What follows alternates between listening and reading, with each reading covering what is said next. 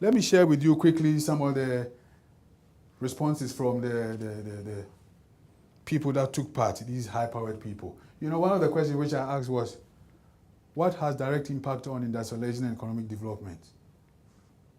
Look what they said about procurement and supply chain.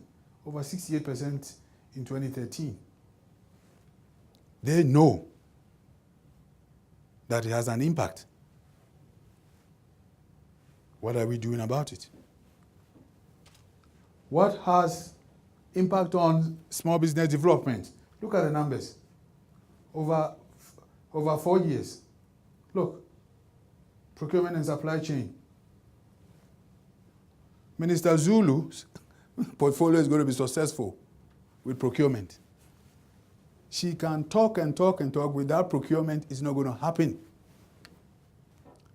Because you decide, if you have the power, which suppliers, how you develop SMMEs and enterprise, it comes through procurement.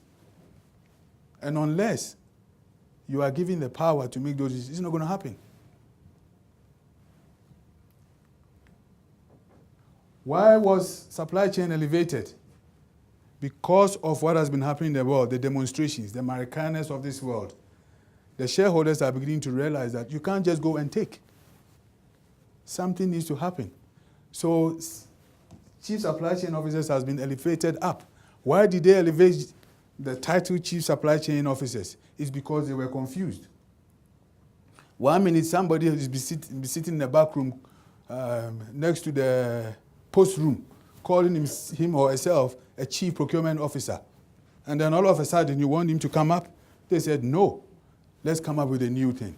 But what has been driving this whole change is the fact that they realize the strategic importance of procurement. So most of these chief supply chain officers have a very, very strong procurement background. Not logistics or operations, procurement. Supply chain management and procurement is the fastest rising profession in the world. If you are seen as adding value, you can be operating anywhere in the world.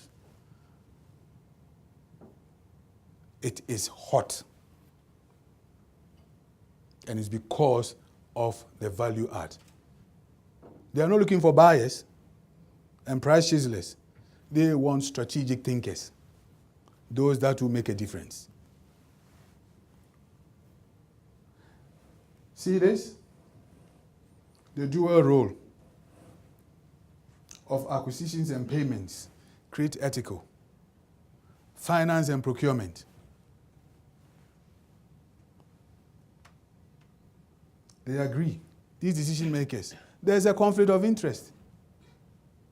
You are buying, procuring, and paying.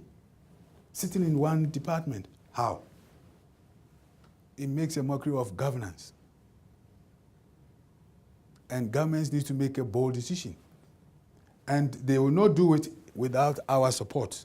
Hence, the million signatures. That this is not working is because of that.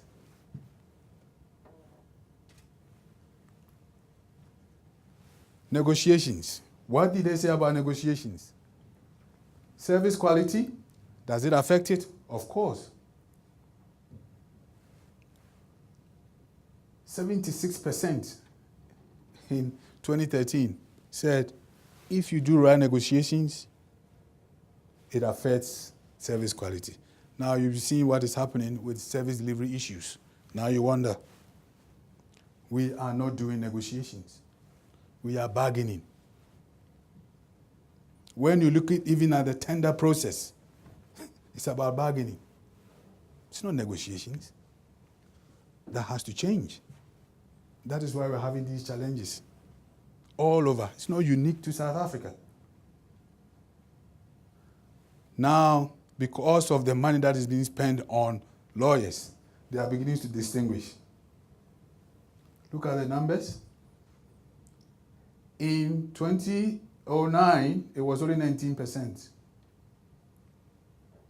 Look at 2013. They want you to spend more time on negotiating and agreeing before you bring in the lawyers.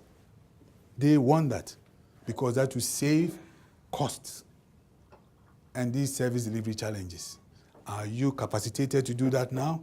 I don't know. Where is procurement? Are you involved with the initial negotiation process? Look at what is happening. You are not. This is a fact. You are not. And that needs to change for developmental purposes. The legal director, look, the gloves are off. Even at the beginning, they are involved. It has to change. You have to be there. Look at finance. It's there. So this whole thing has been reduced to finance and legal. Where is the value add? Where is your role? It's not there. Audio Jungle.